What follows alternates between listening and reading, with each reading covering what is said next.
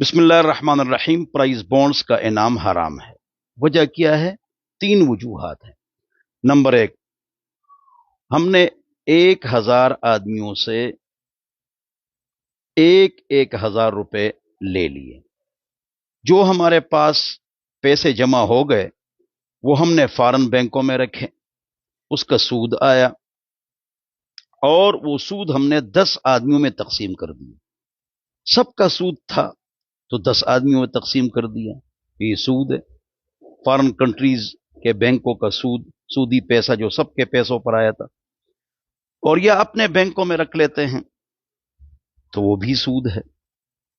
अगर हम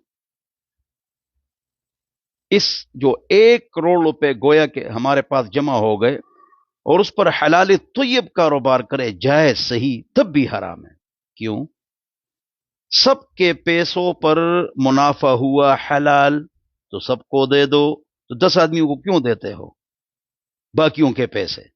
लिहाजा तीन वजूहात से ये क्या है, ये हराम है और नाजायज है। प्राइज बॉन्ड्स का इनाम हराम है।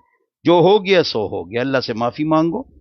और इनाम निकला है, थोड़ा थोड़ा सदका करो। बहन भाई, चचा मामू, कजन, ससुर, सास, बहू, दामाद, फूफी, खाला, उनको आप जक़ात भी दे सकते हैं। और इस तरह हराम पैसा जिसका मालिक मालूम न हो वो भी आप उनको दे सकते हैं। और इसके अलावा अभी आप फौरन जो है ना, इससे तौबा करें, 2 रकात नफल पढ़े। इनाम निकल आया है तो छोड़ो मत, वो किसी गरीब को दे दो, वो खुद खा जाते हैं। गरीब को दे दो, लेकिन इससे तौबा करो। अल्लाह ताला मुझे और आप हजरात को हर किस्म के गुनाह से महफूज फरमाए, इसलिए कि गुनाहों की वजह से परेशानी आती है।